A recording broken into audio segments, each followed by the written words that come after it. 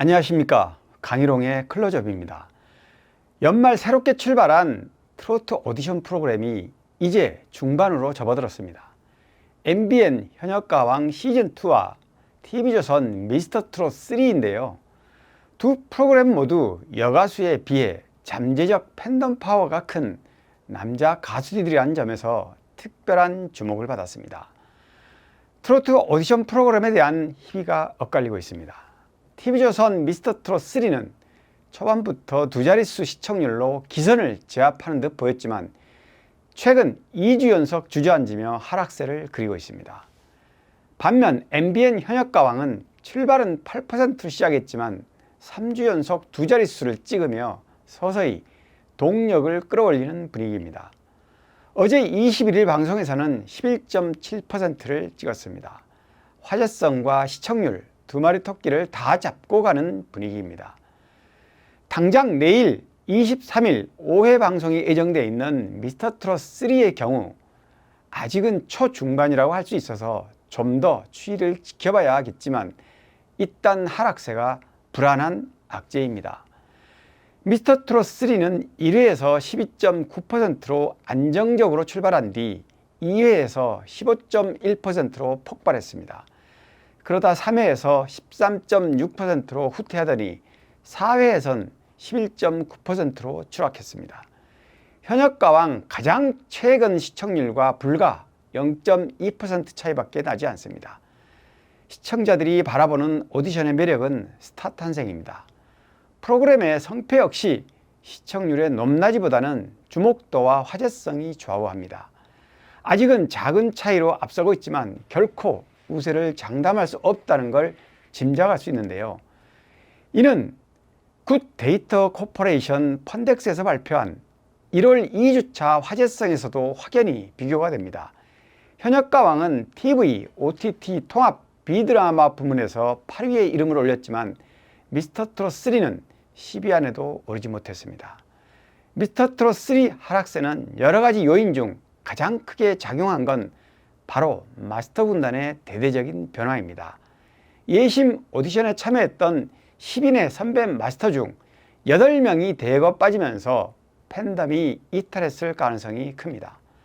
8인의 마스터 이찬원, 김희재, 정동원, 나상도, 안성훈, 박지현, 진욱, 박성훈이 빠진 자리를 이미주와 한승연, 현영이 채웠는데요.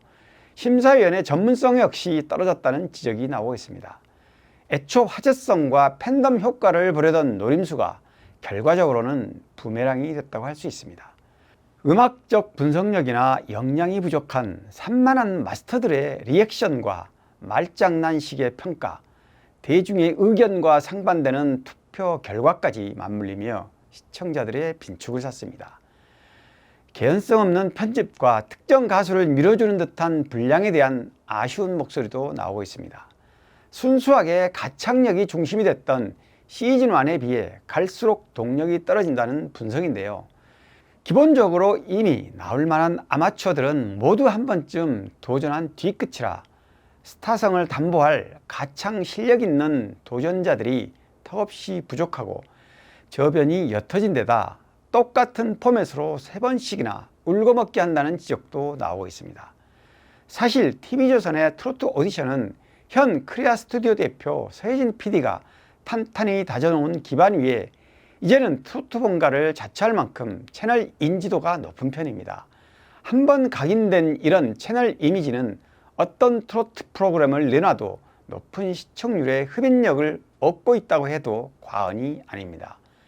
서 PD가 빠진 뒤에도 미스터트롯2와 미스트롯3 그리고 지금의 미스터트롯3까지 대체로 관성작용에 의한 수혜를 톡톡히 보고 있습니다. 그런 점에서 이번 미스터트롯3의 성패 여부는 매우 중요할 수밖에 없습니다. 임영웅, 영탁, 이찬원, 김호중, 정동원, 장민호를 탄생시킨 2020년 방영된 미스터트롯 시즌1은 첫 해 시청률 12.5%로 시작해 최종의 시청률을 35.7%로 마감하며 대한민국 트로트계의 새로운 역사를 썼습니다. 2년 뒤인 2020년 방송된 미스터트롯2 역시 시청률 20.2%로 시작해 최고 24%로 마무리해 성공적인 흐름을 이어갔습니다. 여기에 비하면 현재 방영 중인 미스터트롯3는 시청률 12.9%로 시작한 데다 그나마 2회 살짝 반등한 뒤 내리 하락하는 모양새입니다. 왜 그럴까요? 무엇보다 새로운 시도 없이 틀에 박힌 기존 포맷만으로 끌고 가다 보니 임팩트가 없다는 지적입니다. 원조 미스터트롯은 트로트라는 재료를 이용해 선풍적인 인기를 끌었지만 시즌2와 시즌3까지 같은 형식이 반복되면서 신선함이 떨어졌다고 할 수 있습니다. 원조 미스터트롯 시즌1은 도전자들이 단순히 노래만 잘해서 폭발한 것은 아닙니다. 트로트의 성악을 접목하고 아이돌이 트로트 가수가 되고 발라드와 트로트를 접목하는 등 다양한 시도를 했던 것이 미스터트롯의 가장 큰 인기 요인이었습니다. 같은 트로트 장르 오디션이라도 현역 가왕은 형식에서 일부 변화를 줬다는 점에서 비교해 볼 만합니다. 아마추어 도전자가 아닌 기성 가수들을 대상으로 하고 있습니다. 이는 현역 가왕 시즌1 여자편부터 시즌2 남자편으로 이어지고 있는데요. 사실은 이 역시 도전자들의 자원 부족과 새로운 스타일로 차별화해보려는 제작진의 고육책이었다고 할 수 있습니다. 혹자들은 아마추어나 기성가수나 같은 트롯 오디션이면 그게 그거 아니냐고 할 수도 있겠지만 엄연히 다릅니다. 연출력에서도 확실히 차이가 있습니다. 어디서도 본 적 없는 독보적인 대결 룰, 반전과 역전이 흥미진진하게 펼쳐지고 일반 아마추어들의 서바이벌 오디션이 아닌 진짜 프로들이 보여준다는 점에서도 결이 달라 보입니다. 지난해 3월 종영한 미스트롯3와 현역가왕 시즌1이 좋은 예라고 할 수 있는데요. 방송기간 내내 시청률은 미스트롯3가 현역가왕을 앞섰지만 종영 이후 상위권 입상자들의 인기나 체감 분위기는 현역가왕이 압도했습니다. 현역가왕 시즌1 첫 방송 시청률은 8.5%, 최고 시청률은 17.3%였습니다. 미스트롯3 첫방 시청률은 16.6%, 최고 시청률은 19.5%였습니다. 미스트롯3는 초반 기대치에 비해 막방까지 불과 3% 증가하는 데 그쳤지만 현역가왕은 2배로 뛰었습니다. 현역가왕의 출발은 미스트롯3 절반 수준이었지만 최종 시청률은 더블 스코어로 상승했고 미스트롯3와도 차이가 2% 남짓에 불과했습니다. 미스트롯3가 시청률에선 근소한 차이로 앞섰지만 시청자가 체감하는 대중 인지도나 스타성에서는 현역가왕을 확실히 못 미쳤습니다. 이는 방송 종영 직후 두 오디션 프로그램 탑7을 중심으로 가진 전국 투어 결과에서도 알 수 있는데요. 열기의 차이는 팬덤 규모가 말을 해줍니다. 장애 무대에선 모든 면에서 현역가왕이 미스트롯3를 앞섰습니다. 지난해 공연계가 전반적인 부진을 겪으며 관객몰이에 어려움이 있었지만 현역가왕은 지난해 4월 서울 송파구 K스포돔 첫 공연부터 12월 경기 수원 컨벤션센터 마지막 공연까지 대체로 성공적인 흥행을 거뒀습니다. 팬들은 자신이 좋아하는 가수를 응원하기 위해 전국에서 모여듭니다. 개인의 취향과 선호도에 따라 응원 대상은 다를 수 있지만 경제적, 시간적 희생을 감수하고라도 아낌없는 지지를 보내는 방식은 똑같습니다.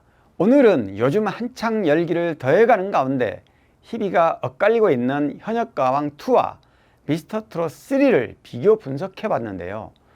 오디션의 본질은 스타 탄생이고 드라마틱입니다. 시청자들은 전혀 예상치 못한 의외의 복병이 튀어나와 스타로 부상해가는 과정을 지켜보며 열광합니다. 현역가왕은 어제 21일 8회 방송을 통해 본선 3차전 2라운드 뒤집기 한판 1차전 연예인 판정단 점수 352점을 얻은 신승태가 1위, 에녹과 황민호가 343점으로 공동 2위를 차지하는 대반전을 이뤘습니다. 갈수록 라운드 진출자들의 결과가 궁금해지는 가운데 아직 남은 8명의 현역 가수들의 무대와 국민 판정단 점수가 공개되지 않은 만큼 준결승전에 최종 진출할 11명의 행방은 안개 속에 쌓인 채 다음 주 28일 9회 방송을 지켜봐야 할 것 같습니다. 강희롱의 클로즈업 오늘 여기까지입니다. 고맙습니다.